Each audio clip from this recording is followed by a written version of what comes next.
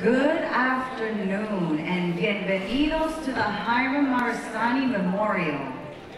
Today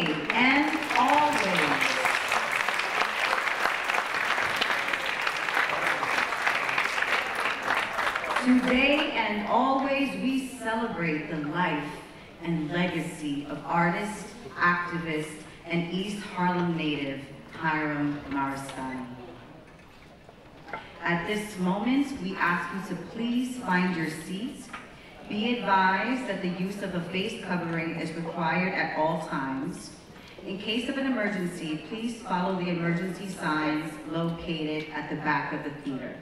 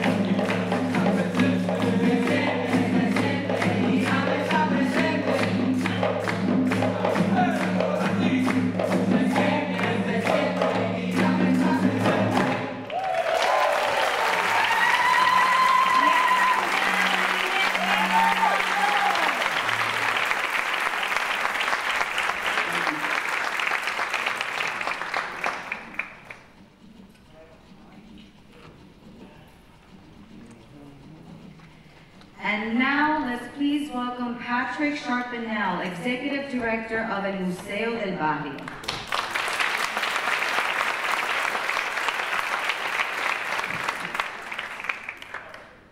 Hola.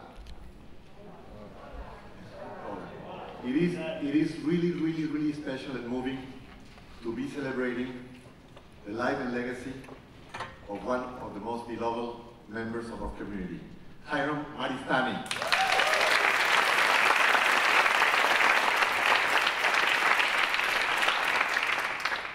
El Museo del Barrio was founded in 1969 in the years of the civil rights movements, and the social justice has been always on the center of El Museo del Barrio's concerns.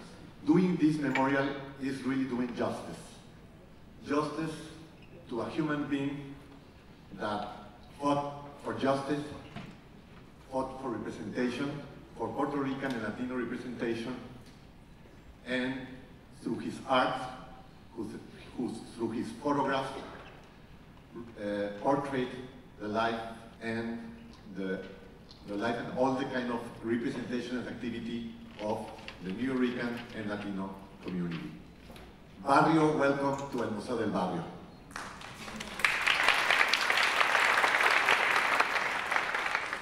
I met Hiram Maristany 4 years ago through Pedro Pedraza, and I was immediately shocked. I was immediately impacted, moved by his persona. He immediately inspired me and became a mentor who guided me in the work, in the day-by-day work of running El Museo del Barrio, and inspired me in understanding with more complexity what the community means, what social justice means, and all the things that we have to fight for. I would like to thank the amigos of Hiram Maristany. I would like to thank, obviously, Pedro Pedraza and Miguel Luciano.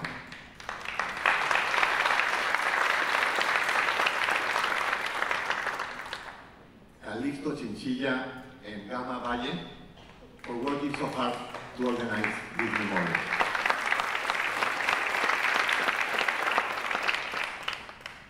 I would like also to thank very especially Hiram Maristany family.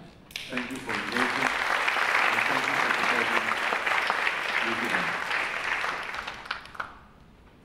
Now we're going to experience something really special. I would like to virtually introduce Pedro Pietri, Puerto Rican Memorial honoring Hiram Maristany. Bienvenidos y viva Puerto Rico!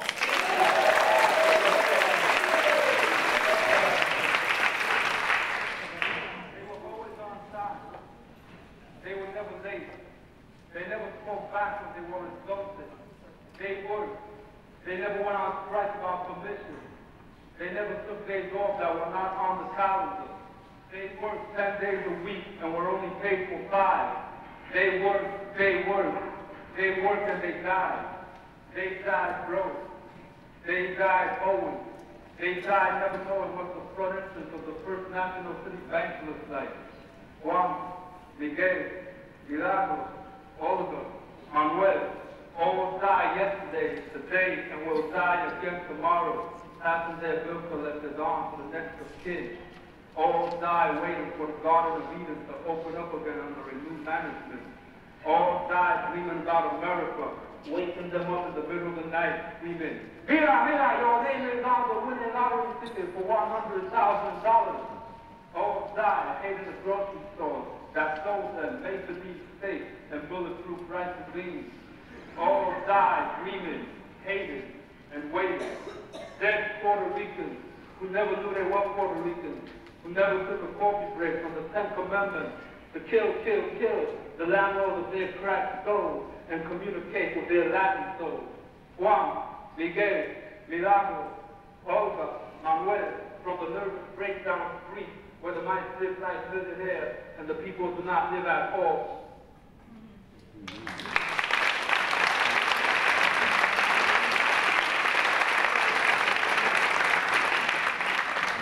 Ladies and gentlemen, Hiram Maristany's daughter, Alita Maristany.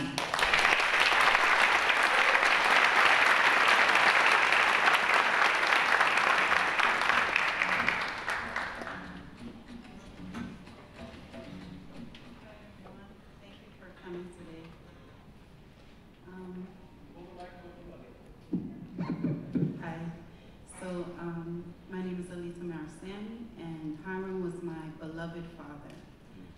I just want to thank everyone for sharing in this celebration today. I'd like to thank the Friends of Hiram Maristany and El Museo for organizing this event. On March 10, 2022, in the final hours of my father's life, our last conversation was about hope. I asked some family and friends to please send me a short video message so I could show my dad and play for him. Ruthie, Betty, and James all sent encouraging messages. Hiram, we love you. We can't wait to see you again. Hiram, get well soon. We miss you. Hiram, I can't wait to see you. I'll have coffee waiting for you at La Fonda. As I played those videos, my father's eyes would peek open, and I knew that those messages lifted his spirits. After that, I continued to try and lift my father's spirits. Dad, just have hope that you'll get better. You don't have to have a lot of hope, just have a little hope, because a miracle can happen. Then I reminded my dad, remember you were in a street game called The Miracles? I used to joke with him, couldn't you guys have found a more ferocious name for a street game? I told him, The Miracles doesn't sound very intimidating. It's like a musical. But I was just trying to make my father laugh. But within minutes of that conversation, my father's heart rate began to drop. I tell this story because the message of hope is how I would like my father to be remembered. In fact, if you look at his work, you will see that hope has been the underlying message throughout his life. My dad found hope in the most unlikeliest of places, everywhere. He found hope in the everyday lives of people living in East Harlem. He found hope in the Young Lord's Party, free health clinic, free breakfast program. He found hope in the Taino ruins in Puerto Rico. He found hope in El Museo. He found hope at Hunter College. My dad could always find a little bit of hope. In short, I ask, when you remember my dad, please think of this message of hope and his ability to find hope everywhere. And that you, in turn, and myself, will be able to find hope within ourselves and share that hope with the world. The last thing I want to say is that Hiram's spirit is alive. And let me know if you can feel it. If you can feel it.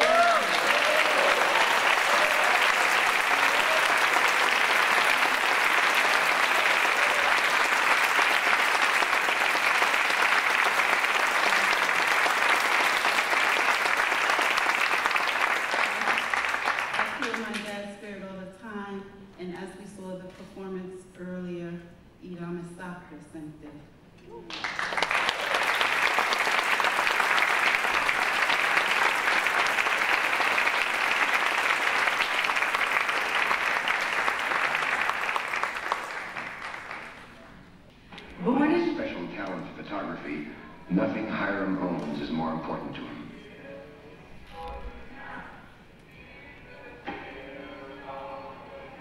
Dan and Hiram decide to talk about it. Is there ever talking about it? That's missing? There's no way in hell, Dan, that camera, anybody else could have took it, man. No way in hell. I know I keep it in the top drawer. Dear Jeff, come outside. Why don't you come outside? Yeah. Yours. Your real personal camera. It's been located. Come on outside.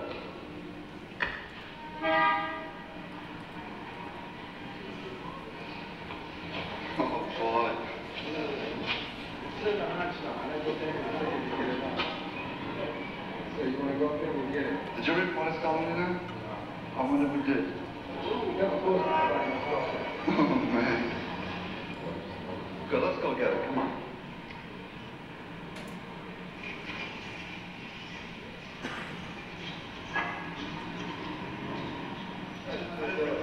That's an assumption. They can't go on.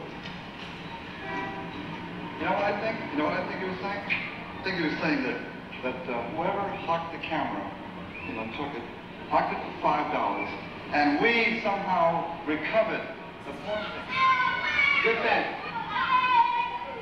A lot of my work reflects dual realities and to a certain extent contradictory realities. In that image you have both movement and stillness simultaneously. So when you look at the image, you see the spray and you see some of the joy of being in a hydrant in a community that's 98 degrees and its heat is everywhere, and this incredible spray of coolness that, you know, anyone who's from East Harlem, anyone that sees that, they know immediately what's going on. I lived at 64 East Harlem 11th Street. When I lived on the ground floor. When I looked out of my window, I saw that hydrant every day of my life. East Harlem was a beautiful place because of what the people were doing within that space. But there are people that I know that when they come here and they see this, they will feel included in the history of America. Because that's something that so many people take for granted. Truly, my work is a reflection of the love affair that I've had with my community. One day, I think, hopefully I will give some inspiration to some young people or, you know, evolving artists to know their community, to preserve their community, and not allow someone else to do it for them. We have to take responsibility and title to our own history.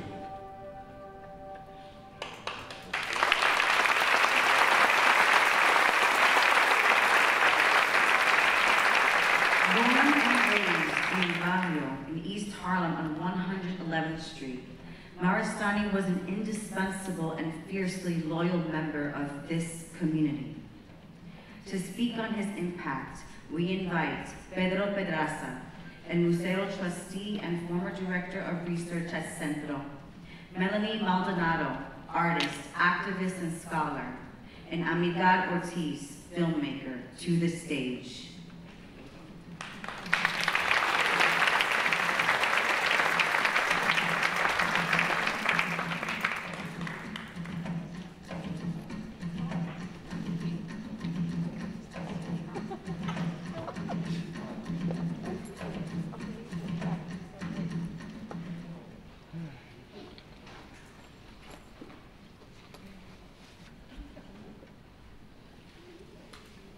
Begin this tribute by saying I consider myself a very fortunate person because in my life it seems I was often lucky enough to be in the right place at the right time.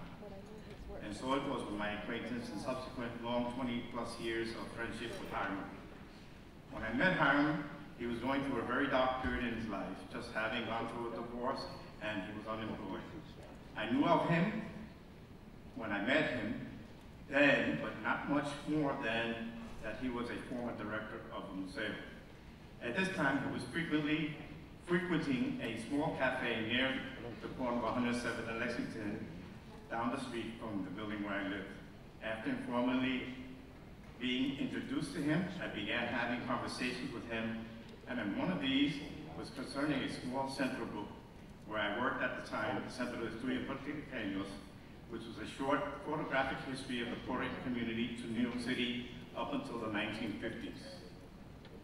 Hiram got very excited when he saw the book, and after reading a copy I gave him, he then told me he liked the book very much and that was the type of quality work worthy of our community's history. He then said he felt strongly that this type of project needed to continue, and I told him, in fact, it was the intention of the Center to produce an additional volume, bringing our story up to date from the 50s to the 90s at that time. This was the early 200s, 2000s. Hiram immediately volunteered that he really had a lot of materials, photos, that he could offer to document such a book and would offer them to the Center for such a purpose. He and I and Susana Lovato actually started a project attempting to fulfill this goal with him, but it was halted due to lack of resources at the time. This short epitaph demonstrates for me something I would constantly see in Hiram's life and work, which was a concern for the human rights of self-determination, and especially as activists via our own self-representation, either in art, history, or the social sciences. In terms of the greater New York Puerto Rican community, and especially for the East Harlem community, this concern was also the form of his community activism. And for Puerto Rico, his support for the independence of Puerto Rico and any decolonization project that led to the improvement of the standard of living for the people on the island was his goal. Hiram was also always trying to improve his understanding of and effectiveness in promoting social justice. From the use of his digital technology in his photography to his understanding of the history of capitalism in the United States and its colonies and the role of social class in our social, cultural, political systems, especially how it interacts with race and gender in our daily lives. This is how he nurtured his always evolving political analysis of current events. Hiram's involved showed this overriding concern for self-preservation and representation, even in what he considered the really important areas of acknowledgement for achievements, wherein the participation in a MoMA exhibition, Museum of Modern Art exhibition that he was in this past November, was as important as being named the first recipient of an artist-in-residence position now just created at the Centro de Estudios Puertorriqueños. He called me 3 times to assure himself of being the first artist-in-residence ever for the Centro de Puerto Rican Studies. I had to tell him that we always worked with artists, right from the very beginning of the Centro, in many ways. However, never was there an artist-in-residence program. And I have to let Yarimada and the Centro know how honored he really was to be named the first position, which is that of an artist-in-residence in the Center for Puerto Rican Studies. And he was to actually begin that position a week after his return from his vacation in Florida with me that he never actually returned from.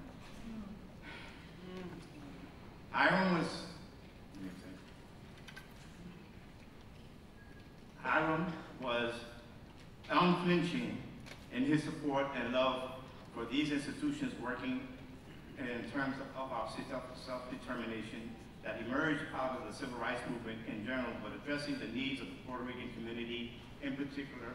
Those were the Centro de Estudios Puertorriqueños and el Museo de Barrio. The last, the Museo, was of concern, was of course the institution he was most deeply involved in, not as a founder, which was erroneously claimed recently, and he will be the first to correct that error, but as a founding staff member of the Museo's reincarnation as an art institution emerging out of an educational program. Mata Moreno Vega being the person responsible for that.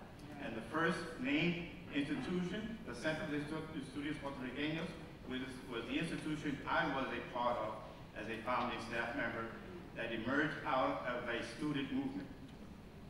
We learned a lot from comparing our experiences about the similarities and the efforts of each institution to improve the socioeconomic position of our community in American society, in New York especially, in 2 very, very different arenas, the art world and the academic world of social science. Although I think Hiram knew more about the history of the Center than I did of the Museo, I think we were equally ignorant of each other's specialized topical areas our institutions functioned in. I won't say this. I would say, I didn't actually call him a Philistine, which he often called me.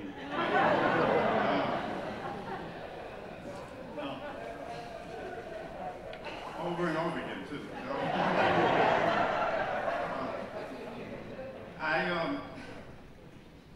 Hiram, in the aftermath of all of this, Hiram's field of work and in connection to and intent, and now I can't see. My eyes are tearing, so I can't.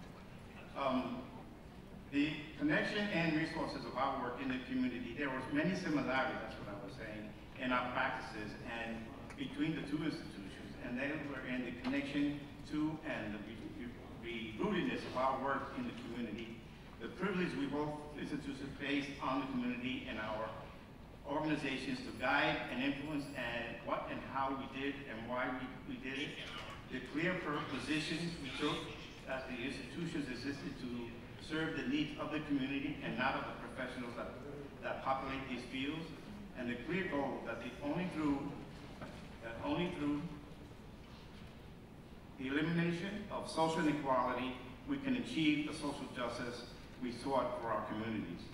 The institutions did parallel work and each other unwittingly without collaboration and independently. We both were hoping that today, with the leadership of both institutions having committed to returning to much of the original vision and mission, there now was hope that the strength and power of collaboration between them, acknowledged as a necessity now by both, that we would be able to see further progress in these areas. The possibility that perhaps a new day was on the horizon was for Hiram one of the reasons why he felt so honored, excited, and eager to get into his new role as an artist in residence at the center. I agree with him, and he almost made it. And he almost made it in his reality, and I hope we fulfill the promise of this collaboration with,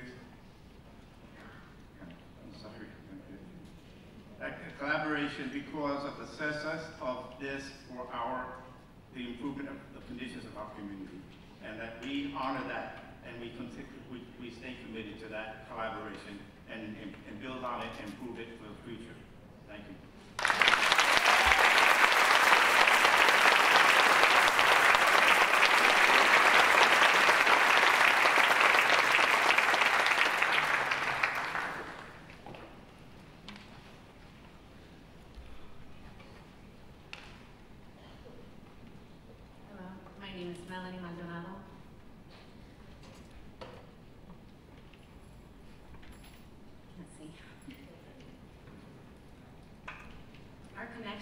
Is an ancestral one. Like many, I knew his work before I knew his name. It was a photo of a Bomba matriarch from southern Puerto Rico that was my first connection to him. I learned his name the night before I gave it to her elderly descendants. The timing was nothing less than preordained. For years, we talked about everything from the mundane to the work and the moments most precious in our lives. He always started a conversation intentionally with a, "Hey, how are you?" He was genuine and loyal and loved fiercely. And I knew this not because he told me whom he loved, but because he couldn't stop talking about them. His mother, his children, Alida and Pablo, his friends and comrades. The love of his life, though, had to be his community, El Barrio. The place he was born, lived, loved, and documented. He chose to walk its streets every day, remembering their memories and stories with his strides, indulging himself daily with the smiles and nods and hellos of its people. At some point, he told me he wanted to go to Puerto Rico to see the island through the lens of my work as a cultural researcher and genealogist. And 6 months ago, we made it happen. We went to visit the area where his family lived in Mayagüez more than a century ago. Then we made our way down to Ponce, where we celebrated with a community lecture and historical site placard, the only complete body of photo documentation of a traditional baile de bomba, bomba dance, taken by him 50 years before. One of those images being the one I gave to an elderly descendant of one of those dancers years ago.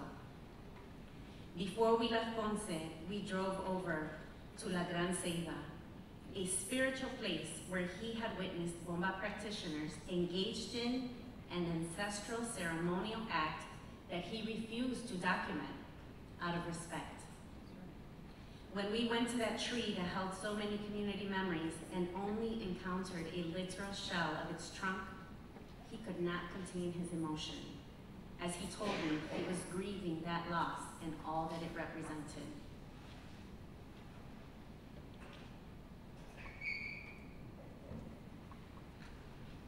Today, I find myself with a similar sense of profound loss, but grateful for that and so many other memories. Thank you for it all, Hiram. May the drums resound in your honor as you watch over us, mighty ancestor.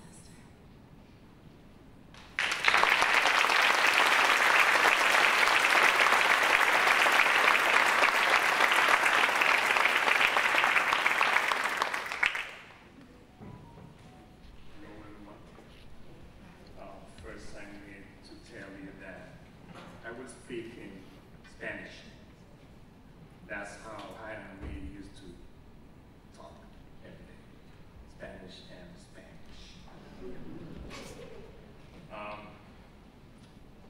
Me siento muy honrado de que me hayan invitado a hablar sobre mi amigo Hiram. Una broma que teníamos entre nosotros era la de Hiram the grumpy old man. Algunos de ustedes conocerán esa descripción de Hiram. But let me tell you something. Let me tell you something. He was no one fool.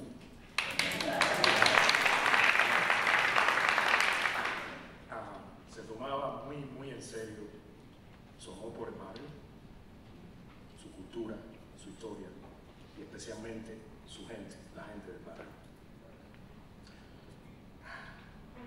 Pero entre nosotros, él era mi amigo y luego se convirtió en familia y nunca fue ese viejo gruñón conmigo, nunca. Nos queríamos y nos respetábamos mucho. La fonda era nuestra oficina, el lugar donde nos reuníamos regularmente. Cuando Hiram ahí aparecía, era muy seguro que los que andaban por ahí me vieran llegar. Allí nos reuníamos. La primera vez que encontré a Hiram, me sugirió que mirara su trabajo. Y una semana después nos reunimos y me preguntó, como siempre hacía, ¿y qué te parece mi trabajo? Esa era como una prueba para ganar su confianza, ¿no? Y creo que la pasé con creces. Aprobé porque no le hablé sobre los aspectos técnicos, estéticos de su trabajo fotográfico, sino sobre el corazón y el alma del trabajo de Hiram. Y es que para mí ese era Hiram, que se había convertido como el alma y el corazón del barrio, para mí. Las virtudes de amor, de lealtad y de orgullo por su herencia y por su propia carrera son los cimientos de la fotografía de Hiram Maristany. Yo era nuevo en Nueva York, un estudiante de posgrado recién llegado de Cuba y conocía a muy poca gente aquí en el barrio. Hiram me adoptó y me presentó a muchos de sus queridos y cercanos amigos aquí presentes, muchos de ellos. Nos reuníamos casi a diario y hablábamos todos los días. Se convirtió en mi mejor amigo, mi mentor y mi familia. Hablábamos mucho de todo tipo de temas, de tópicos, pero en especial mucho sobre fotografía. Fue un maestro natural que enriqueció la vida de muchos, lo cual le trajo muchas alegrías, eso lo sé. Y fue desinteresado cuando supo que tenía un individuo receptivo. Y ahí siempre dio y entregó mucho generosamente. Una historia que realmente muestra a Hiram como hombre y como ser humano. De principio, sucedió el año pasado en el barrio. Hubo un altercado entre un grupo de jóvenes frente a un pequeño café puertorriqueño.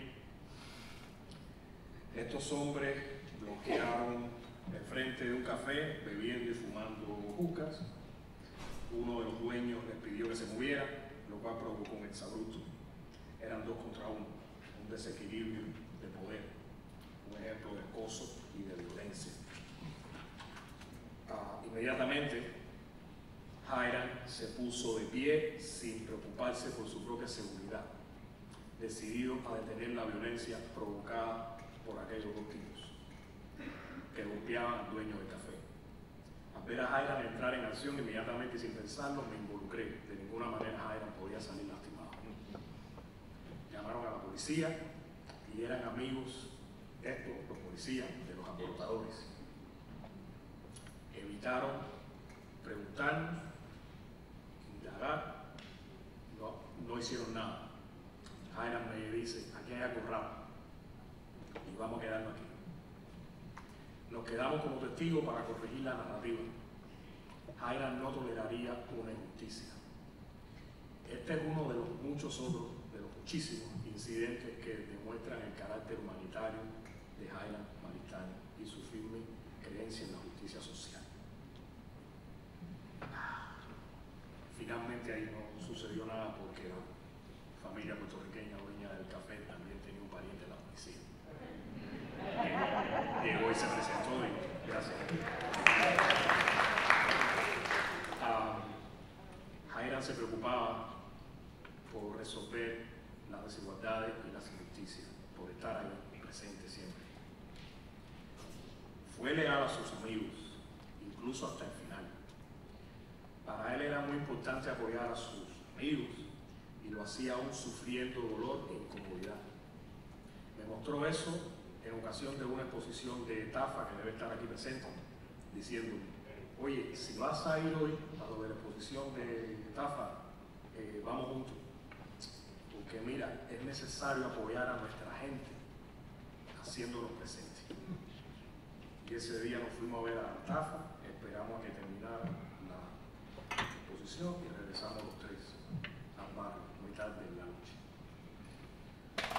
Hiram siempre habló con mucho cariño sobre su familia y sobre sus hijos, principalmente, a los que conocí a través de la historia que me contaba Hiram. Habló con gran interés de que su obra y legado pasaran a sus hijos, esperando que ellos mantengan vivo su espíritu, devoción y amor por el barrio a través de su fotografía. Esta es una responsabilidad increíble y desafiante. Y ciertamente con la ayuda de muchos de los aquí presentes, hoy podremos mantener su espíritu y legado vivos. Juntos podemos lograr esa tarea. Una tarea que informará a las generaciones futuras sobre la rica cultura del barrio y la importancia de la vida y obra de Hiram Maristany como fotógrafo, activista y defensor de la cultura boricua, donde quiera que haya estado, que pasó y donde quiera que esté ahora mismo, pero especialmente de la cultura del barrio.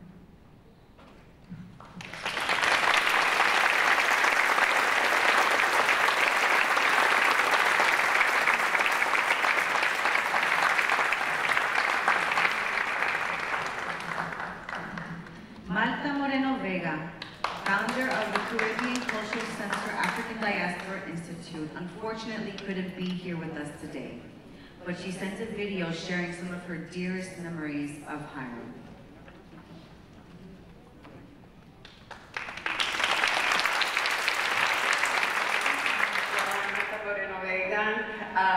I'm celebrating Hiram Maristany.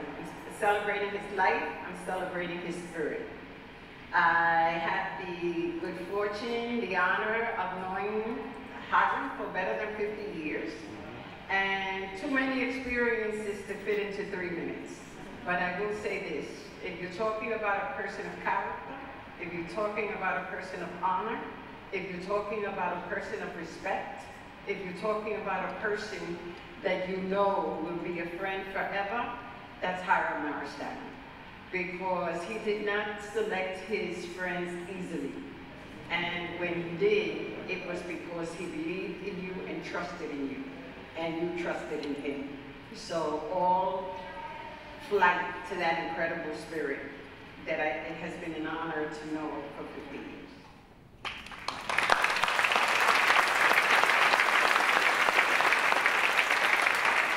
The strongest piece was when we came to discover our Africanness as New Yorkers. We came to Loíza, and we went to Verifica and Ponce, and we didn't know what we were looking for. So when Hiram started shooting, he said, well, Grandpa, what do you want? And I was like, Hiram, what do you think? And then he said, well, I'm going to shoot it all. So probably a record of 50 years ago of Loíza and Ponce looked to the collection of Hiram Maristany. I thank Melinda Maldonado for making him reveal his collection. I also thank Miguel Luciano for making him reveal his collection of the New York Times. Hiram was very careful about how he put his work out. And the fact that he trusted them to do the work and put the work out speaks to them as well as speaks to his genius and his intelligence and his bravery. Because to do the work that we did 50 years ago was brave. And it still is brave because it gives the path forward.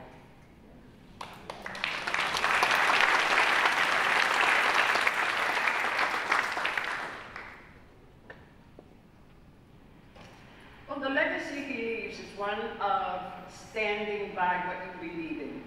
Hiram loved El Barrio. Love being Puerto Rican, love being a black Puerto Rican. So the fact is that he was passionate about being who he was. He was. El Barrio was his love. And I would tell him, it's time to leave El Barrio, you know, we're getting at a certain age, we need the heat. And he was like, I'm not leaving El Barrio. And El Barrio, I'm glad to say, with this homenaje, is not leaving him. So thank you.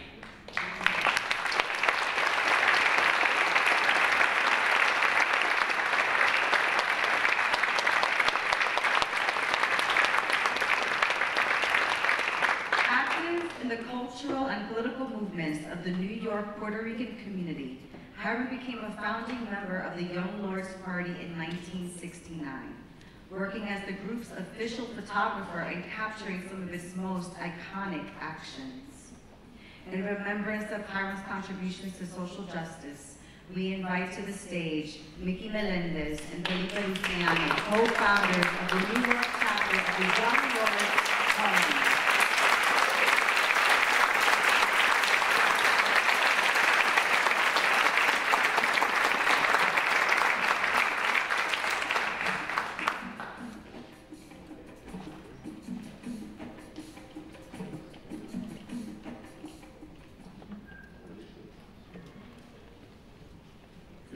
I'm going to start this introduction, and I was asked by two women to convey some comments and their memories.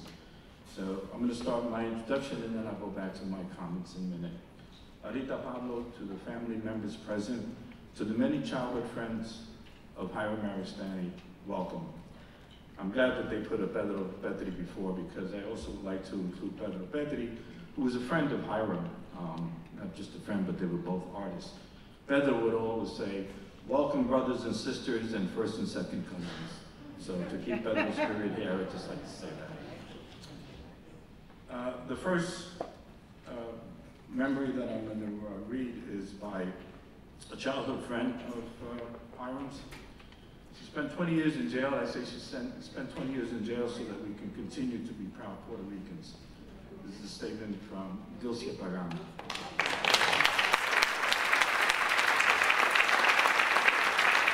After my 20-year revolutionary sabbatical, I spent my first night walking through our community at Barrio with my buddy, Hiram Maristany. He wanted me to know how our community had changed, what had happened while I was gone. Hiram and I grew up half a block from each other. I lived on Madison Avenue on 111th Street between 111th and 110th, and he lived on 111th between Madison and Park. I attended St. Cecilia's, he attended Commander Shea, our annex. We became friends on the block. As time passed, we bumped shoulders as I went shopping in Marqueta with my mother. We would say hello and smile, and that was it. He wanted me to know the truth of what he had experienced, just like he documented every activity in the streets with his critical photographic eye. We laughed and we remembered our experiences. You see, Hiram was the documentary photographer of El Barrio, and at the times, many people didn't recognize it. He covered all that happened on a daily basis, kids playing on the streets or hanging out, community demonstrations for better education, housing, police brutality. If it was jumping, Hiram was there. The evening was like a living, walking album. He made sure I saw the new buildings, the new business, the overall conditions our people had endured. He wasn't known. Things had changed. Many of our childhood friends had moved on or died. Many white people in the community due to gentrification. The Barrio didn't have that Barrio spunk. Hiram had not changed. He continued with his critical mind and creative eye of capturing community life and struggles. He documented all actions of the young lords and became their official photographer. I remember when he utilized my family's album for his first exhibit at the Museo del Barrio. After 22 years of freedom, no matter when I went to El Barrio for a community event, a poetry reading with my Máscaras de Reinas and Caciques, or an exhibit at Julia de Burgos, then lunch or dinner at La Fonda, Hiram's official office in El Barrio. He walked in with his soft pace, smiled, and always came over with his loving hug. We had a true connection of spirit. Now one can visit the Smithsonian or MoMA and view his art. Please do me a favor. Whenever you see Hiram's created visions of community, please don't define it as cute. Real art comes from the heart and soul of the artist.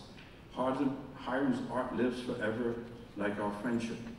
Gracias for being in my life. You were able to picture real life experience. That is history. Te amo, querido hermano y compañero, tu hermana siempre Dulce Pagán. Viva Puerto Rico libre y nuestra patria no se vende.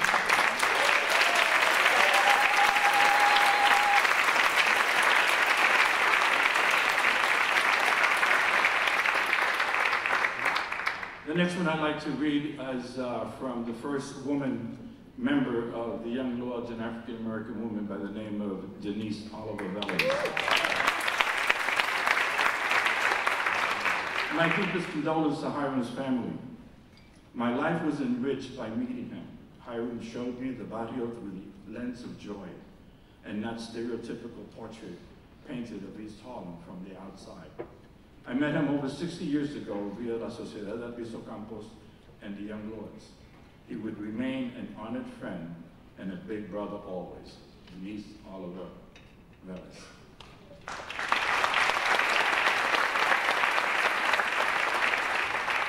Okay, so now I came back to mine. My sincere gratitude to the individuals, institutions, and organizations that organized this event. It's a humbling honor to have been invited to share my memories with Hiram. I'd also like to thank Young Lords that traveled to be at this event from Chicago, from Florida, from West Virginia, and even as far as from City Island. You know, those people don't come. Let's talk Hiram Maristany for a moment. Hiram was a young lord, which meant personal risk and daily sacrifice. He lived his life in the service of others. It takes a particular kind of person to want to document their environment, somehow understanding that the physical present is going to be different in the future. I am very happy that Hiram captured our community before it was sold out to real estate interests. The soundtrack of Hiram's life, I think everybody would agree, is the famous "I Did It My Way." And he sure did. Hiram was a member of the Young Lords. His assignment was the free breakfast program, which not only meant getting up early 5 days a week and rounding up the children, but also canvassing the community along with Jaja for donations. Together, they had a compelling and convincing narrative, and we were always well stocked. He served his community with humility and pride. Although the Young Lords existed for a couple of 3 years, Hiram lived a life of consistency, providing guidance to the East Harlem board members of the Upper Manhattan Empowerment Zone. His activism spanned 6 years. The Bible says that no prophet is accepted in his hometown by his or her relatives, his people, the world, and even by the people who call themselves God's children. According to Eddie Palmieri, a critic is an unqualified nuisance. You come to review Hiram's photographs. How many photographs have you taken? You come to review Eddie Palmieri's compositions. How many compositions have you written? Although some didn't consider Hiram an artist, today with the preponderance of recognition from the institutions that honor artists, from the Museo, Barrio, to across the street to the Museum of the City of New York, to Sullivan, who made a statement basically saying that he was one of the 5 or top important photographers of the last half of the 20th century. MoMA and the Smithsonian, Hiram is a Puerto Rican artist, a master photographer.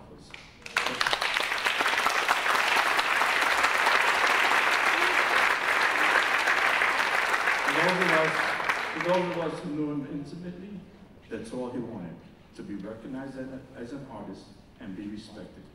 In the last period of time, he accepted his notoriety in the same manner that he served his community, with a deep sense of responsibility and humility. Hiram was a photographer of the young lords, documented everything. He was our Alberto Diaz Gutierrez, known as Coda. Coda used to carry around 12, 15 rolls of Kodak films. Kodak also is the one who documented the Cuban Revolution and is the author of the iconic Che photo. Hiram was our Coda. He gave us many gifts in his life, and right up until the end, he gifted us by calling people in those last of his days.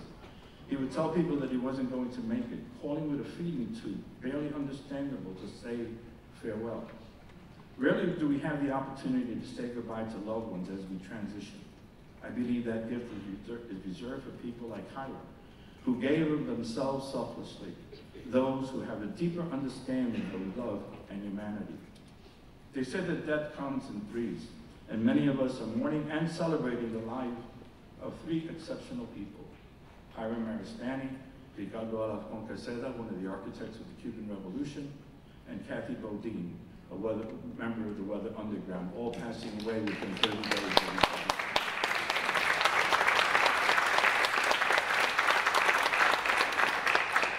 In closing, the next time you're in front of a Hiram Maristany black and white image, look for the brilliant hues of colors, as you would find in the Trufino or Martorell painting.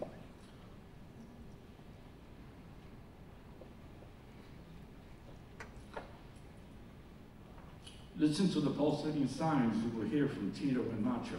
There is movement and sound in his images. My dear brother, Hiram Maristany, you made a difference.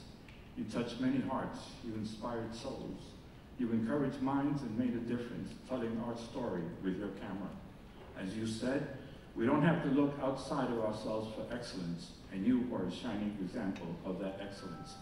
Make no doubt, I am the better person for having crossed paths with you in this mystery called life. Thank you for the lessons. On behalf of the Young Lords family, our community, our people, we wish that your spirit, R.I.P., rest in power. Un fuerte abrazo revolucionario. Thank you.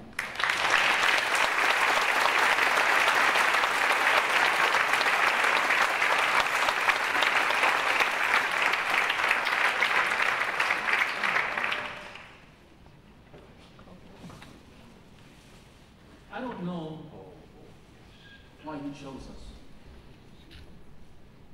We didn't choose him, he chose us. He was already a man. He was married, had a Volkswagen. In fact, it was Hiram Maristany who brought some of the lords to Chicago so that we could form a chapter. Can you imagine if he didn't have that car? He was always very serious. I don't think he ever was a child. And as I found out about him, he never was. He had to become a man very, very quickly. And it does something to you. When you're not allowed to jump up and scream, to play in the streets, he just wasn't allowed to do that. He was into sports, but he was always very much a man. Now, in those days, ladies, the concept of manhood was very different. It meant you stood up for your family, it meant you stood up for your community, and certainly stood up for yourself. And I would hope that we would remember that as we move through our incarnations, or incantations of what it is to be man. He knew that at one point, youth, because he loved them, would come and ask about what was my mother like, what was my grandmother like, what was my great-grandmother like. And he took those pictures so that you could see who we were. We were not defeated. We did not go around, ay Dios mío, ay bendito. We were not that kind of a people. In fact, we confronted very often. I saw hundreds of times in this Barrio where people would confront injustice, confront it. And all of them would come out. Everybody knows you hit one Puerto Rican, you got to hit the whole block. Now, I loved him because he was a man of character. I've known him all my life. He knew me all my life. I knew his mother, he knew my mother, he knew all my brothers and sisters, he knew all my kids and all of their mothers.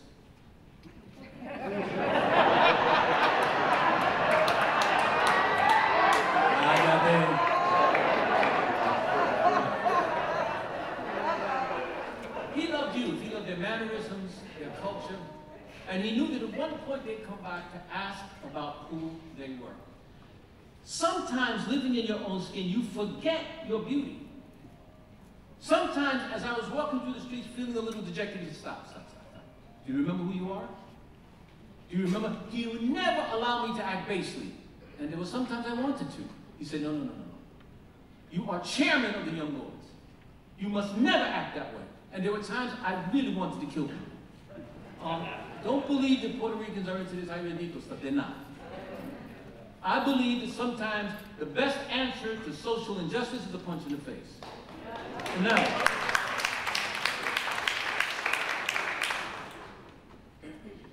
he shone with beauty and honesty and reflected his love through the photography. He was also very, very honest. And he demanded loyalty. Do not say something to Hiram that you're going to do and then don't do it. He would remember it for years. I had a picture that he wanted, and I said, I don't, it's in storage. He said, then get it for me. It's like hundreds of boxes in this place. He said, get it for me. Oh, I'm not going to give you the pictures you want. And he didn't. One day, we were sitting down with Bobby Seale, and we were doing some pictures, and Bobby was in shock because Hiram was saying, please keep quiet, move this way, move that way. This is the chairman of the Black Panther Party. He said, I don't care, I mean, don't report that. Tell him to do this. Hiram said, who is this Negro? And I said, that's Hiram Maristany, man. So he did. He ended up liking him a lot. Folks, if there's anything we should take from Hiram Maristany, is always be sure and correct about yourselves. Now, there was always an insecurity because he went through it. He was shorter than most people, so he had to be better.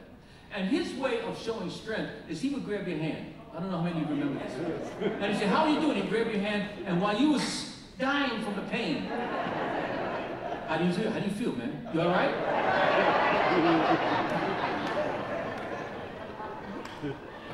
And if out of ego and pride, you didn't respond, your hand ended up white. And then he wouldn't let you go. He was extremely strong. The little known secret is that he immortalized us. The Young Lords would not be known as much for things if he had not taken pictures of it. The TV truck, the People's Church, Lincoln Hospital, he took pictures of those things because in the end, pictures are much more poignant and much more attractive than any of the rhetoric that we have to issue. They'll tell you what's happened. People love pictures, and to this day, kids are into that. I just wish that he had taken more videos, but what he did was immortalize us, and we owe him a great deal of gratitude. What I also loved about Hiram is that he never saw a disconnect between Puerto Rico and New York. That's important because some of us go to Puerto Rico with guilt. Guilt for what, man? We had to come here. We didn't want to go. We didn't want to come here. We had to go. But he had never allowed people to put him down for that. He never allowed people to run the anti-blackness game on him. He told them to their faces, I'm a black Puerto Rican and I'm proud of it. That's right. And I love him for that.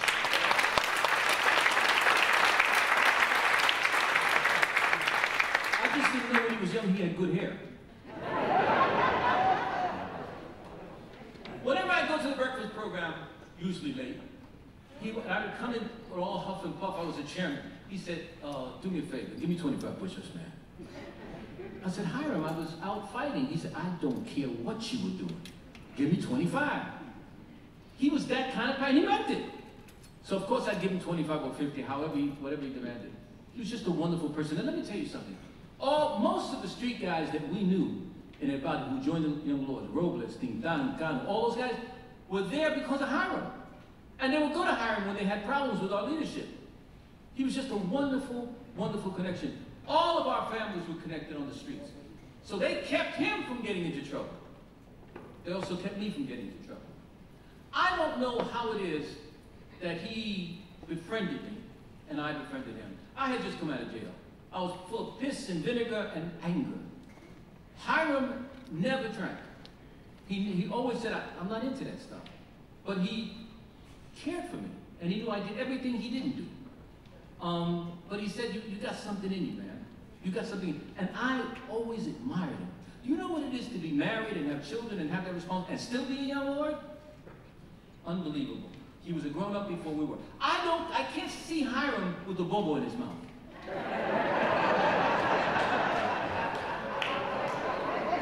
Hey, que yo no lo veo. I can't see with a bobo in his mouth.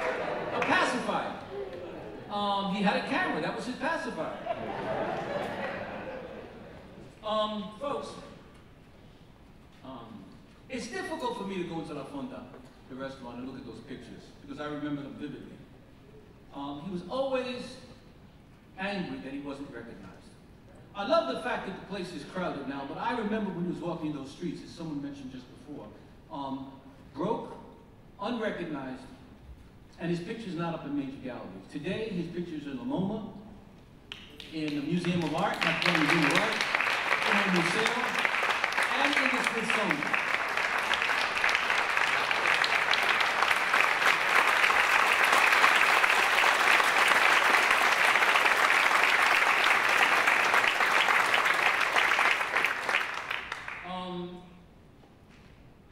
I want you to remember this. In order to love yourself, you must love your people. I don't understand how there's a disconnect between yourself and your people. There is a Eurocentric concept that you have to divorce yourself from your people and you have to become American before you can become loved. Be careful with this concept. That's right. I see it happening all the time. You have to become an individual. Yes, you do. But you must never lose your faith and your hope and the promise of your people. And even in therapy, when they start that shit, I say, wait a minute, hold up. Hold up. I don't tell you not to be Italian. I don't tell you not to be Jewish. I don't tell you not to be Irish. Don't you dare tell me that I can't be Puerto Rican and that I can't feel Puerto Rican.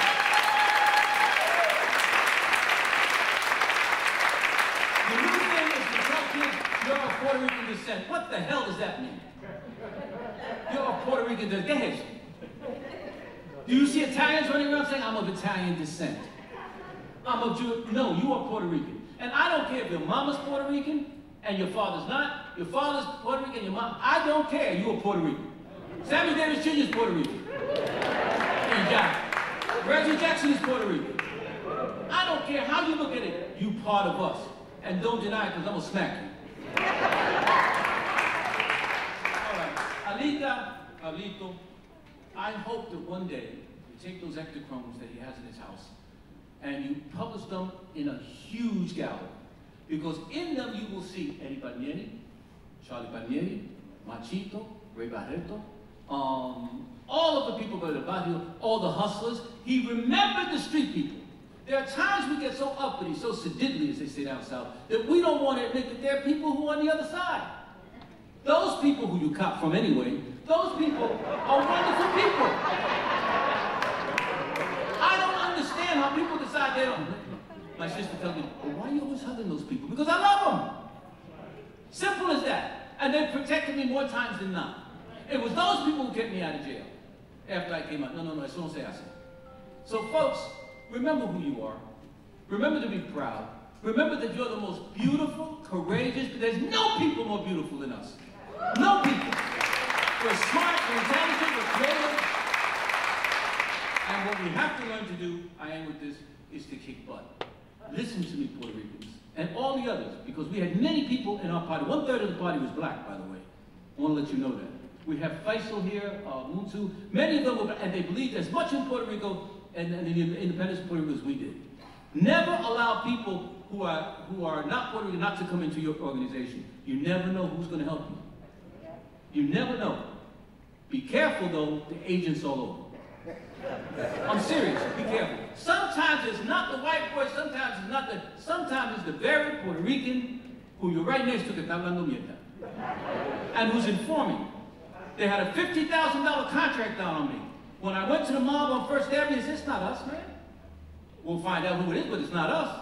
Turns out to be the hustlers on 111th Street wanted me dead because we were making it too hot for them.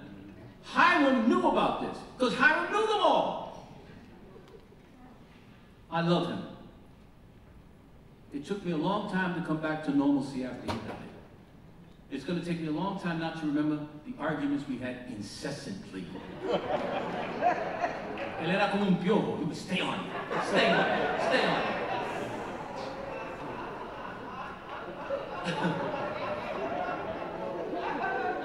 I love him dearly.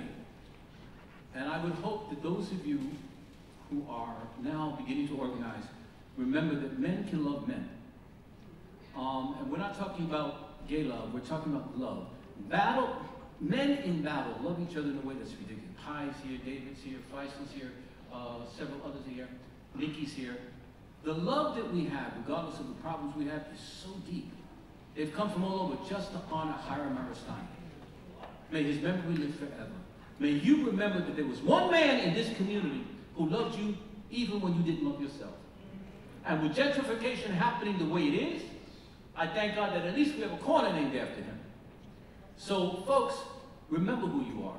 When you walk out of this place today and walk among the Central Park folk, just know this is mine. This is mine. I own this. You have to feel that way in order to achieve power. It's going to get rough in this country. And there are going to be times that the Latinos are going to be looked askance as they deal only with black and white. Bullshit. You don't look at me, you ain't got no war. You ain't got no organization. Remember that we are Ricans. Remember that we're Rican with pride. And remember that there's one thing that we have to remember forever and forever. Que viva Puerto Rico libre!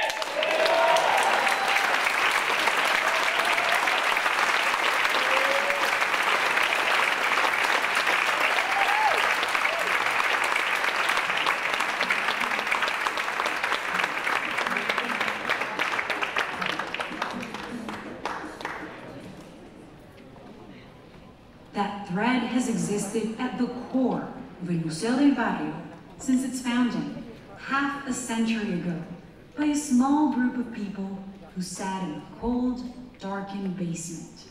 We could see our breasts, and we were talking about building a museum, and we asked each other, who knows anything about a museum? And everybody looked and said, I don't know. Hiram Maristany was among El Museo's early directors, and in time, he helped build one of the nation's leading Latino cultural institutions. We were bringing our best artists to train our children. He's also an acclaimed photographer. This is the center of El Barrio. Who was born and raised just a few blocks away. What is El Barrio to you? El Barrio is where I grew up. It's what I know. It's what I'm comfortable. A feeling. It's my home. From the moment he picked up a camera, Maristany was rebelling against the narrative of how Puerto Ricans and Latinos were depicted. Most of the images of us were when we were handcuffed. Most of the images of us were we engaged in some kind of act of violence or an act of violence against us. So I was very, very angry about that. And I was also very naive, but I thought that I could balance it. I could give it a different representation of it. And I could show us that we're not that, we are this. And I'm still at it.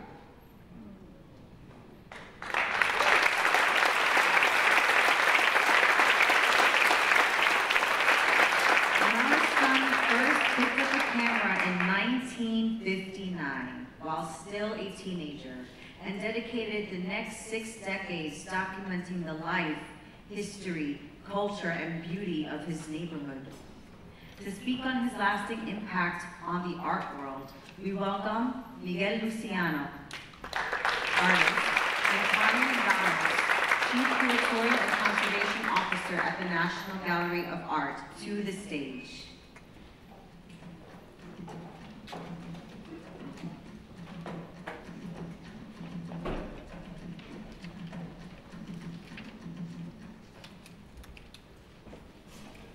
Good afternoon, everybody. My name is Miguel Luciano. I'm an artist here in Barrio. And I've had the honor and the privilege of collaborating with Hiram on several projects in recent years.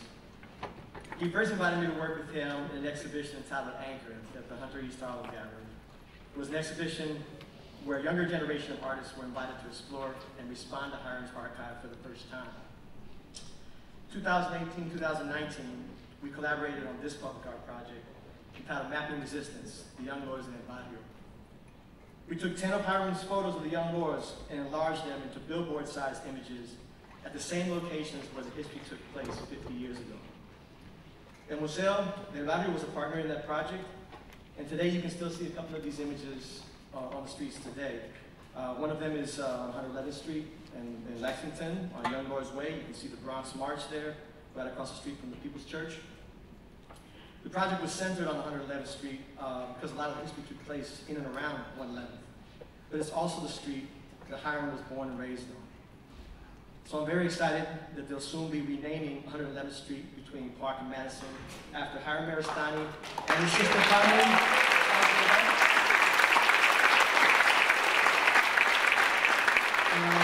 Shout out to Betty Quinones and everybody who's been helping to make that happen. I'm so proud of that. We spent so much time on that street, just walking the street, talking about the history, setting this project up. With Mapping Resistance, we really wanted to teach this activist history forward to another generation and to reclaim our history at a time when gentrification is really threatening to erase it. Many of the buildings that were on the streets in Hiram's photos don't exist anymore. So we sometimes hung banners on the fences where buildings once stood. In the spring, wild vines had covered some of the fences, and purple flowers began to bloom every morning around Hiram's photos. As you know, purple was the color of the young lords. It was incredibly beautiful, something divine that we never could have planned, but this project was kind of magical in this way every day. We put Hiram's images back in the same streets where the history took place, and he loved that about this project. That the images returned directly to the people and to the community that helped shape this history and inspire this history. It wasn't made for a museum, it was made for the public. People could get up close, they could touch the work, interact with it. We did countless walking tours, and people in the neighborhood would often get involved and start telling their own stories about this history, even pointing themselves out in Hiram's photos. Like this happened on walking tours regularly, things like this happened. It was beautiful. All of this would remind us that this is a living history, that we are still here, and that our body is still very Puerto Rican. Hiram's work allows us to see ourselves, to know our history, and to be proud of who we are. He lived and worked in his own community, constantly inspired by his love for El Barrio, with his lens focused on the beauty and the power of everyday people. Our most recent collaboration was a two-person exhibition entitled Joy, Play, and Resistance. It just closed yesterday at the Binghamton University Art Museum. We've been working on it for almost 2 years, and we're in the final stages of planning it when Hiram passed. It's a show that focused on joy and play as their own forms of power and resistance. And it combined our works together, photography and sculpture, in a celebration of our love of our community, our love for Puerto Rico, our love and respect for each other as artists. It was a really beautiful show, and I know that Hiram was there in spirit. A catalog is coming out soon, and it'll be one of the very few publications that feature Hiram's works in print. And that's important. We need a book of Hiram's work. We need a Museo del Barrio to do a book of Hiram's work.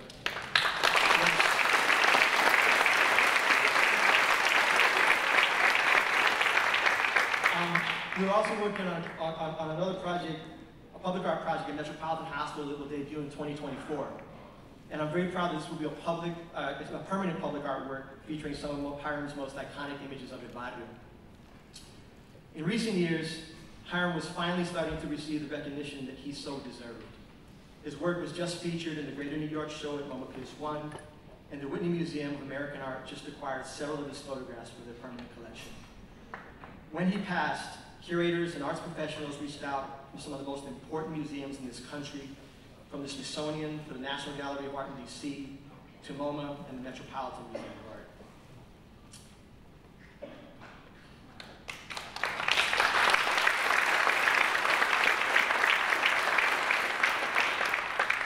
Hiram was a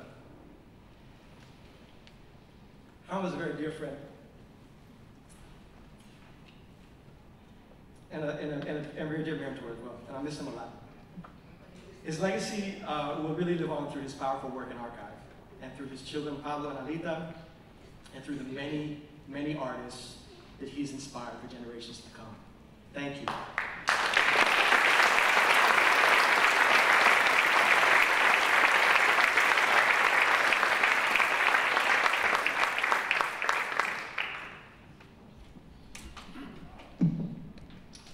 Good afternoon, everyone. I'm really honored to be here. I'm E. Carmen Ramos, Chief Curator at the National Gallery of Art. And I met Hiram around 2015 when I was actively expanding the photography collection at the Smithsonian American Art Museum. At the time, Hiram was very skeptical of my interest and affiliation with a large mainstream institution, and I think you all know we've had those kinds of experiences. And I understood his hesitation as generational. He was raised in a context of structural poverty and racism, which was a foundational experience for many Puerto Ricans in New York. And he also came of age as an artist of color at a time when they were routinely rejected, ignored, and sidelined by mainstream cultural institutions. I often refer to these experiences as a kind of PTSD, and I've experienced it many, many times before in my ongoing engagement with Latinx artists. I never took his skepticism personally, and I continue to cultivate our relationship. I grew to love Hiram, to deeply respect and advocate for his work, and to understand his photography as a turning point in the depiction of Puerto Rican life in the United States. There are a couple of phrases that I associate closely with Hiram as he understood his own work. One, that his photographs reflected a love affair with his community of the Barrio. And two, that he portrayed Puerto Ricans not defined by their poverty. As hard as it is to believe, Hiram cultivated this vision since he was a teenager. Between 1963 and 1964, Hiram became a media sensation, profiled in a New York Times article which featured his photography, and in the NBC documentary Manhattan Battleground. His comments reveal that he didn't ignore the oppressive urban conditions that Puerto Ricans inherited and did not create, but that he chose to see the ways Puerto Ricans had agency in spite of racism. He said, to quote, "To live on my block is to live anywhere where there are a lot of people who are poor and who don't have a place to go. There's a lot of pain and a lot of sorrow, but underneath, there's a lot of glory, happiness, and love," end quote. Hiram's photographs are not simple documentary images. They defiantly challenge the rampant invisibility and distortion of Puerto Rican and Latinx life within American culture, in effect, transcending stereotypes with joy. While Hiram's young lord photography has deservedly received a lot of attention, I was first drawn to his El Barrio pictures, many of which were taken before the young lords. These pictures are radical in what they achieve. They are important because they center us, our experience, our lives. They allow us to have a space of happiness and cultural tradition. They see beauty in our humility, our blackness, our queerness, our ability to fight back, image of a group of people selecting secondhand clothes by the sunlight becomes a classical frieze that honors their epic and resilient story. I'm grateful that Hiram's final years brought him acclaim, but we still have so much to do to really interrogate his art. May this be one of the many events that continue to honor his legacy. Thank you.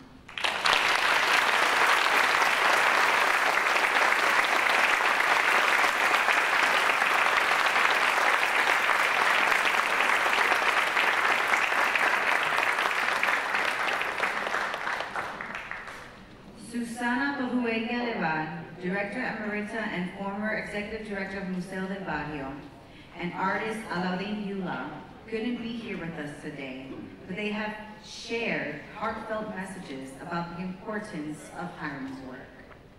Buenos días. I'm Susana Bahuega Levan, Director Emerita of El Museo del Barrio.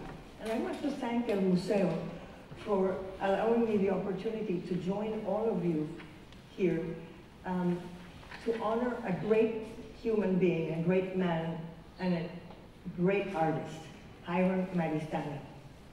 I want to give a special thanks to my friend Pedro Pedraza, who really is responsible for allowing Hiram to enjoy and accomplish the great things he did in the last 6 years of his life. We are all here because we have long celebrated Hiram's passions. His passion for the community of El Barrio, for his people, su gente, the citizens of El Barrio, his love of El Museo, his love of the Young Lords movement. And his mother always said to him, he told me it was the highest praise he got, is that she said, you see the beauty in everybody else. He also had, and that's what I would like to speak about today, is some other important passions for art and for the art of photography specifically. He seized every opportunity that he got to become, and the opportunities came very early on, to become a great photographer. And believe me, the odds were against him. El Barrio then was very different. It was a violent place full of dangers for a young Puerto Rican. It was a place of drugs and gangs, and they were always out. And 111th Street was one of the worst places. And Hiram, in fact, described it as a war zone, where, in fact, the rooftops were the only safe places. So think of that, those lyrical, beautiful images that we see of kids flying kites, or his view of 111th from the rooftop. Those were, they were refuges. He was escaping the street, the dangers of the street. Now, I'd like to run you through a chronology of Hiram's fascinating history with photography itself. At age 10, he would walk from 111th Street to the Met at 85th and 5th Avenue to roam through the galleries. And he was 10, and his father had died that year, and so the Met became a refuge, he said, and the guards all knew him and let him run around. At age 13, he met a very important person in his life, a social worker called Dan Murrow, who spent 5 years coming back and forth from Massachusetts to El Barrio. And he noticed Hiram's love of photography, and it's not clear whether he gave him a camera, but Hiram had a very simple 35mm camera, and it was Dan Murrow who first explained to him the basics of how photography works. Then, 2 years later, a a magnum photographer called Bob Enrique created, again, he was working in El Barrio and noticed Hiram's hanging around because he loved photography.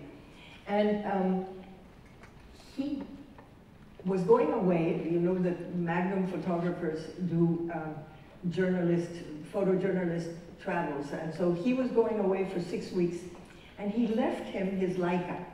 He left it to Hiram and said, take pictures.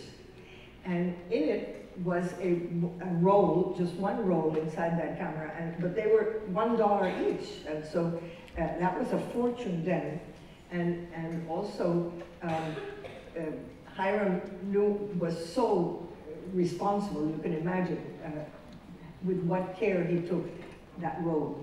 And when he came back, he loved the pictures so much, Bob Enrique did, that he gave him that camera, which was a Leica. It was the first professional camera that Hiram had. Later that year, Hiram actually bought his own first professional camera, a Nikon F.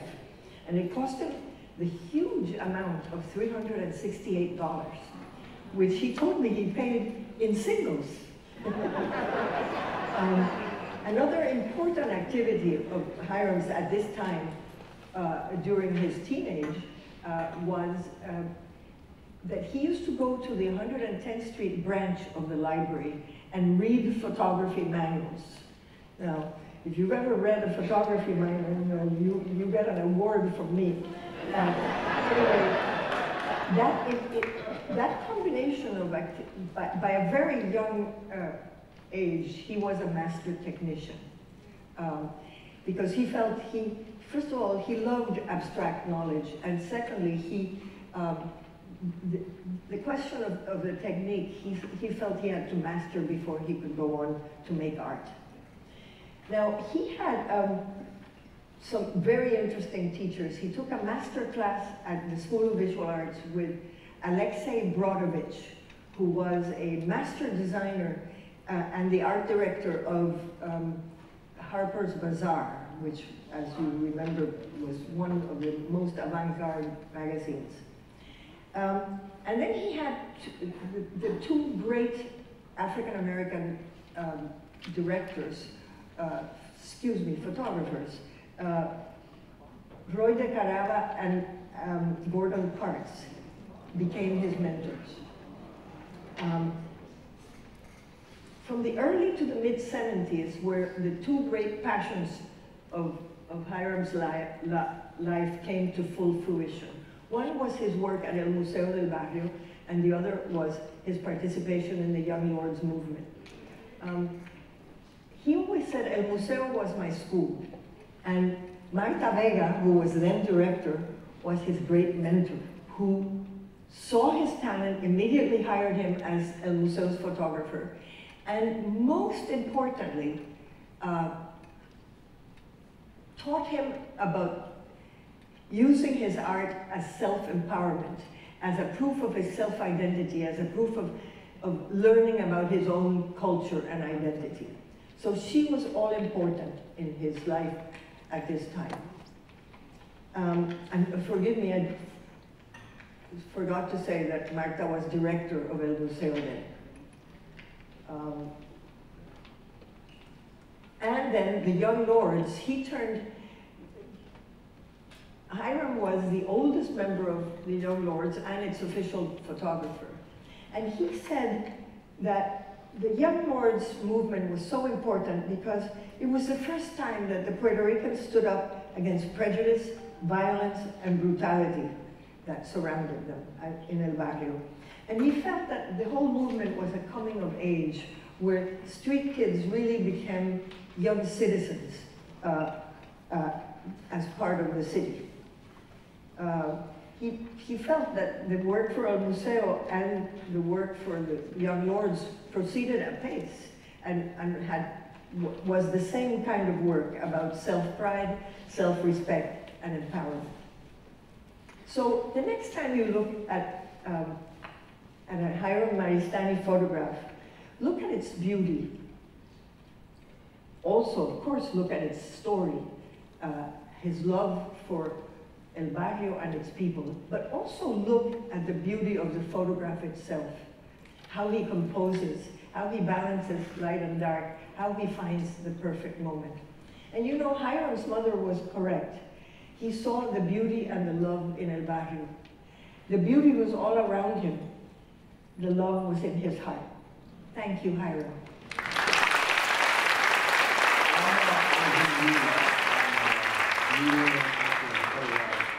And I met Hiram Maristany. It's kind of a funny story. In the 70s, when I was in kindergarten, first, second, and third grade, I'm not sure, but around that time period, we used to go out and go to different places to see art, but also to kind of learn art.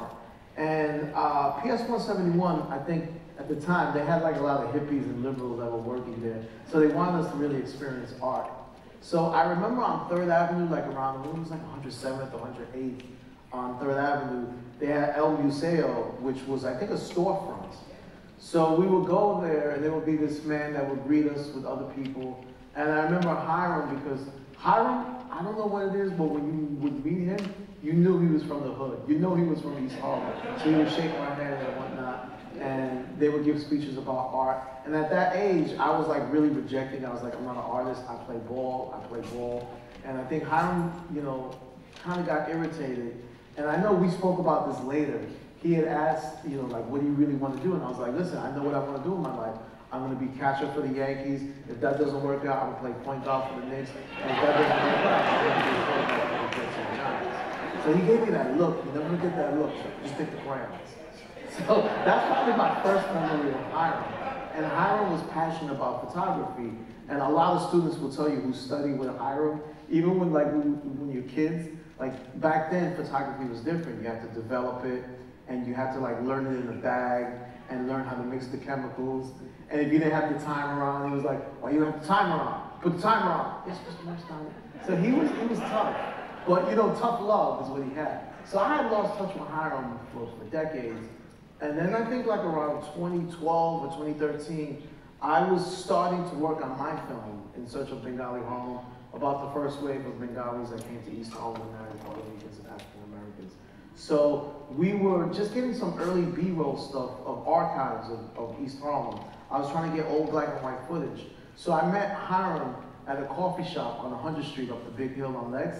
So I had my laptop, right, and I was showing him this footage of a segment from like 62 or 63, early 60s. And it was about this social worker.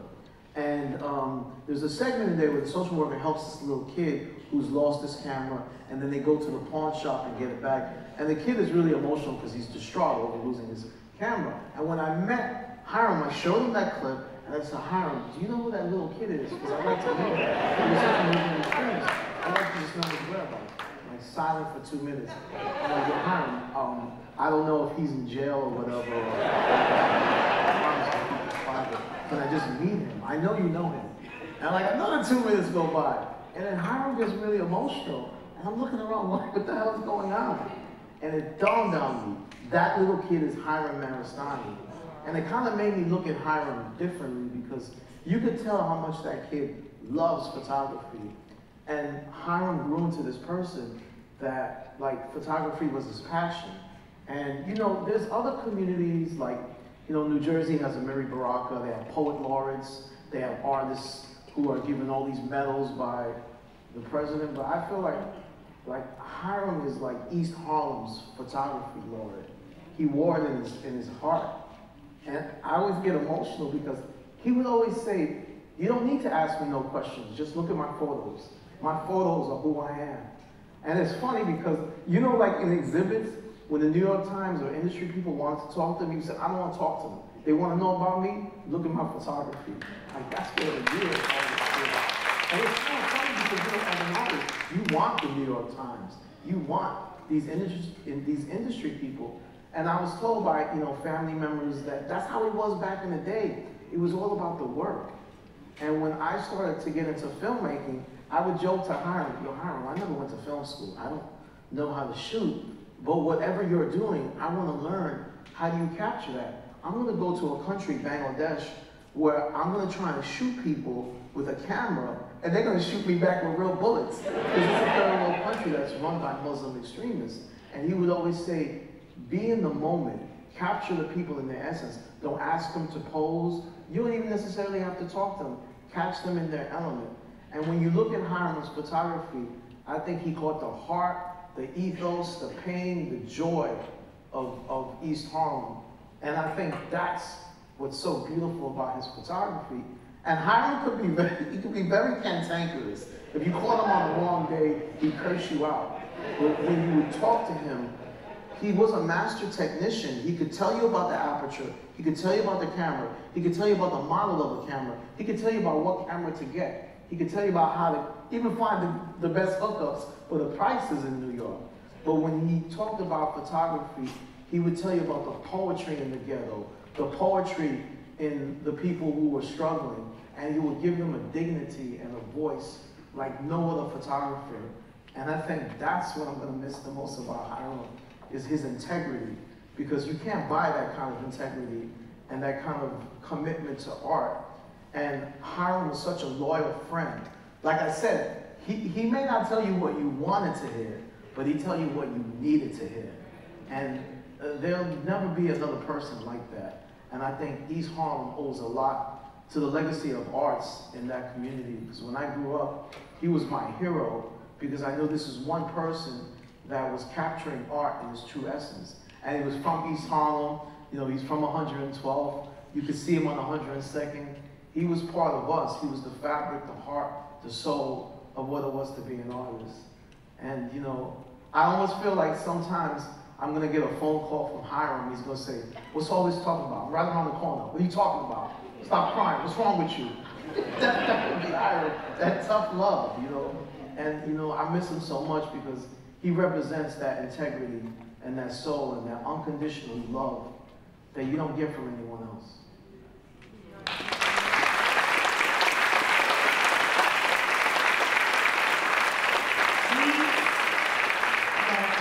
Hiram Maristany's son, Pablo Maristany, for some parting words and his eulogy.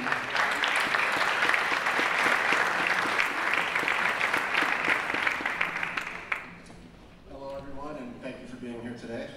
We've got a slight change in the program. After Felipe's impassioned speech, he kind of had enough, so I'm going to be reading Hiram's eulogy after these words. I thought a lot about what to say today about my father, and a few words come to mind. The first would be dedication and obviously honor and morality. Hiram was fiercely dedicated to his set of morals and principles. And if anybody ever tried to violate them, he would defend them with fire. A lot of people here know that Hiram could be a prickly personality, as it was said, or defensive. And you know, that was because he was introduced to betrayal at a very young age. We all saw in that clip from Manhattan Battleground that his camera was taken from him, but eventually returned. That engendered in him a mistrust. It was very hard to gain Hiram's trust because he was protecting something that was priceless, something that was precious. He considered himself a custodian of history, of culture, and one of the things that was most important to him was a historically accurate account of things that had passed. Hiram wanted nothing more than for his community and his people to know how things were as they were, unadulterated, without any colorful imagery, and he liked to let his photography speak as opposed to him, even though he loved to tell stories. But he was very protective, right? Hiram built up a lot of barriers around himself to keep him safe from betrayal. And from the outside, it may have seemed that Hiram was obsessed with his own work, but it turns out he was obsessed with the subjects of his work. The focus was the people in it, his family, his community, his friends, and his peers that he loved so dearly. And he was being protective of that, not necessarily himself. Hiram liked the dark. He didn't want the spotlight on him. He preferred to shine the spotlight on other people who he thought more deserving. And he wanted to illuminate his people, his community, and make sure that they were loved and seen and acknowledged, and not necessarily him. He really didn't want it to be about him. I came to understand that Hiram was selfless and not selfish. It was about everybody except him. He was doing this for us. So as we gather here today to honor him, I remember that in shooting, he was honoring all of us, right? He made sure that people saw who we were in a glowing, loving light, never in a negative one. And he made sure that that was very well represented.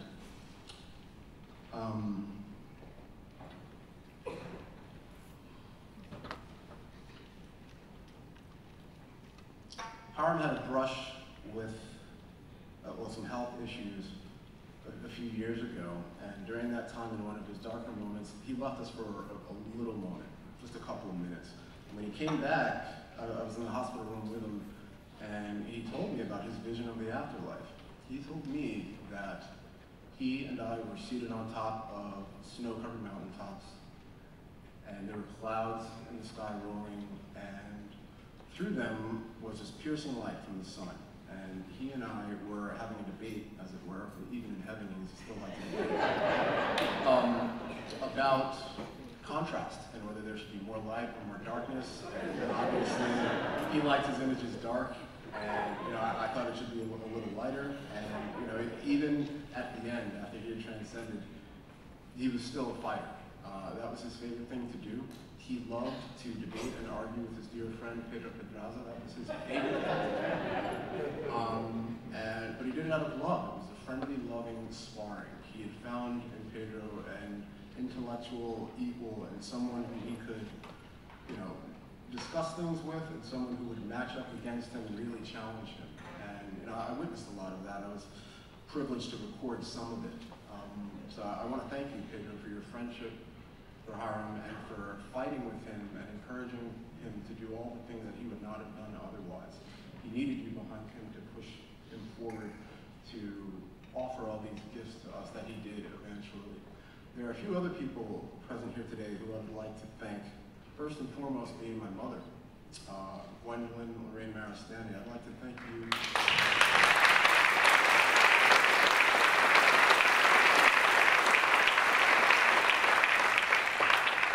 I want to thank you for your patience, almost infinite patience. I want to thank you for your understanding and for your acceptance of who Hiram was and who he had to be. He couldn't really be anyone else, and it was a tough job for you to be his wife and to accept all of that. And I thank you for that. Next, I'd like to thank my sister, Alita Marie Maristany.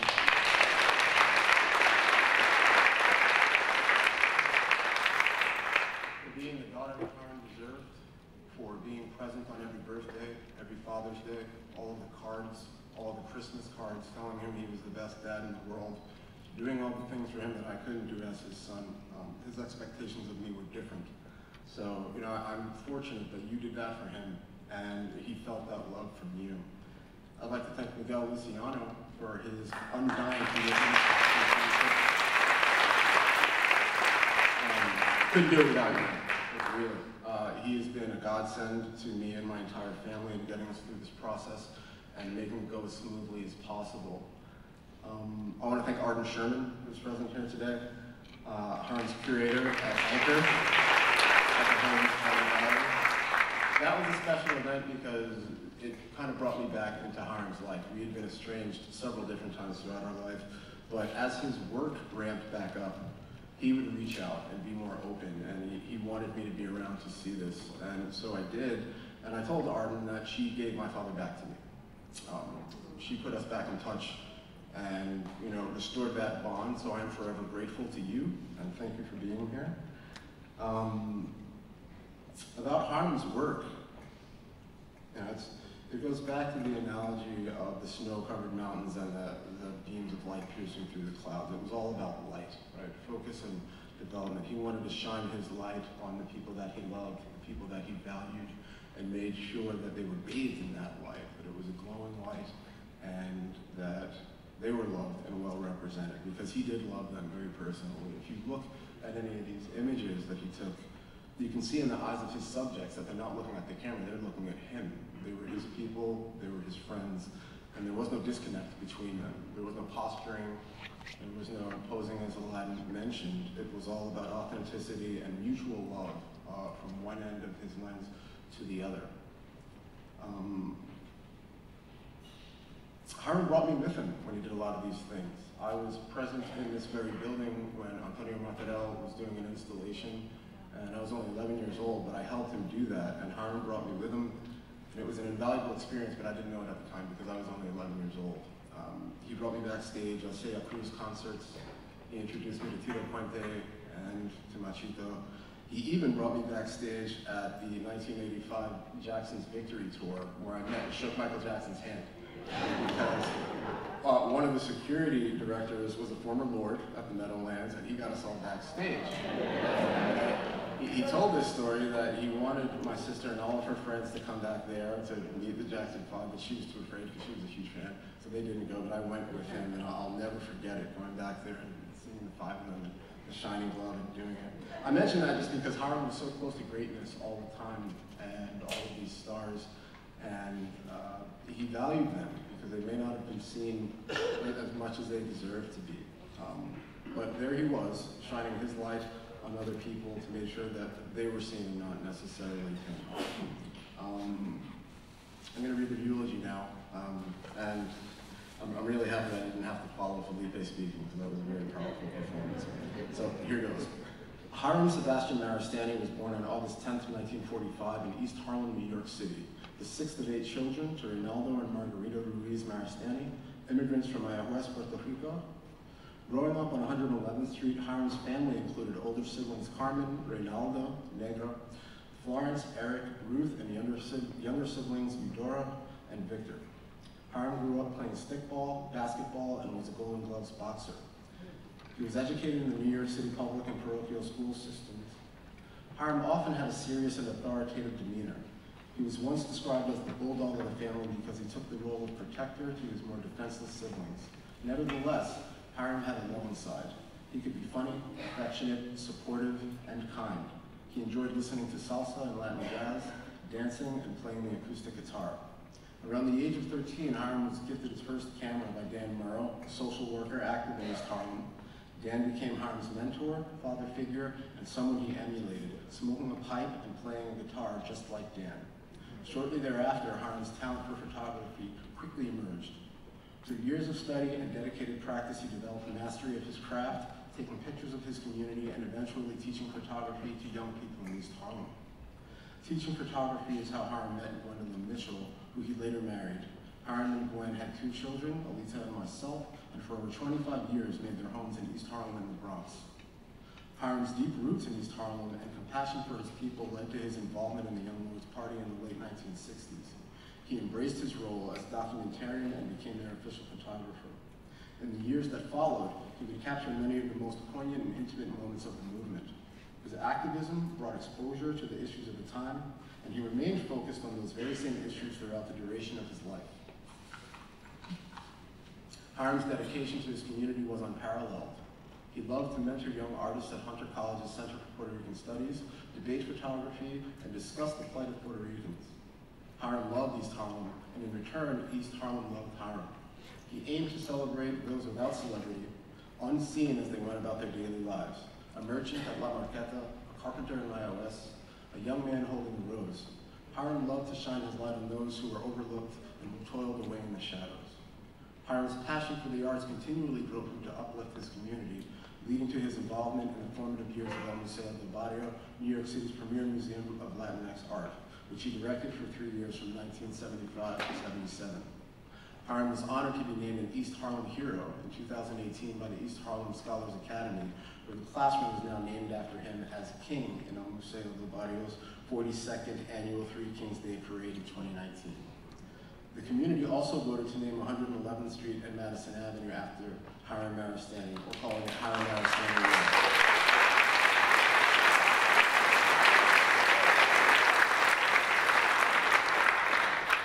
As a lifelong photographer, Hiram produced black and white images, but his life, and even in the darkest of situations, he carried with him a light. He used the light of his spirit to turn the often negative stereotypes of his people into glowing portraits. If Hiram aimed his camera at you, that meant that you were special. That meant he loved you. Hiram will be greatly missed and fondly remembered by all who knew him and loved him. His spirit lives on in his photography. His images are a love letter and a historical archive of his beloved East Harlem. Hiram leaves behind 2 children, Alita and me, his grandson Che, his sister Eudora, Alita, and a host of nieces, nephews, extended family, colleagues, and friends. I'd just like to riff on what Nikki said. On a lot of gravestones it's written, R.I.P., rest in peace. I prefer resonate in power. But Hiram's gift to all of us will live on, and that for everyone he shot, he granted a small sliver of immortality. That their presence and their spirit will live on beyond their life expectancy, beyond ours.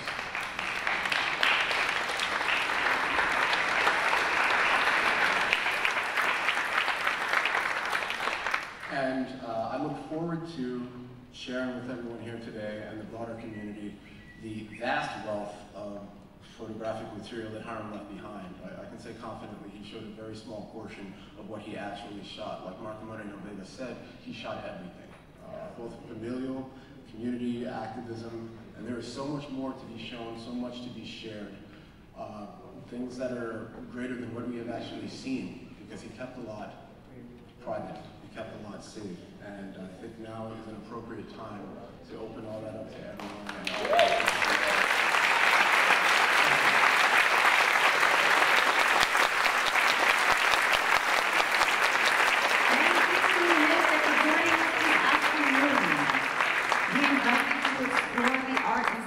By Adrian Viajero Roman in the lobby dedicated to the artist.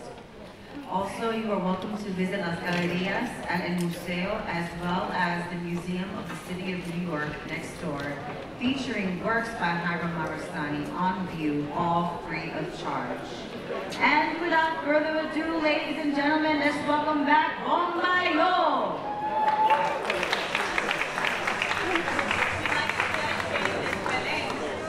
Our ancestors, Teresa Fortuna, incredibly driven artist and activist, Tito Matos, and of course, Hiram Maristany. Please sing with us.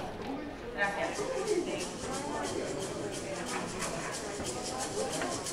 Un bebé para Teresa, un bebé para Matos, un bebé para como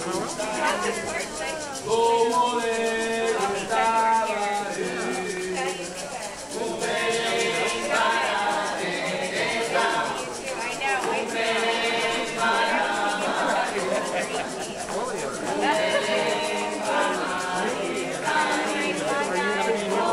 I'm gonna listen to the stuff and maybe I'll come next time. What about you guys? Okay.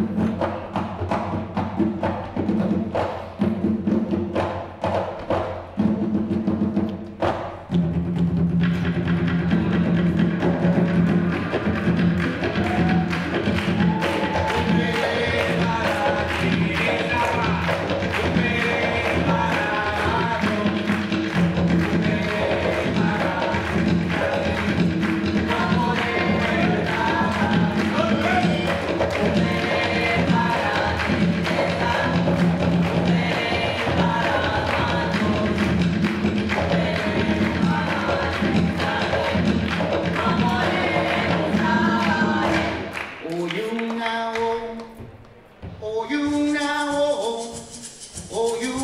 voz divina, que es lo que me llamó. Oye una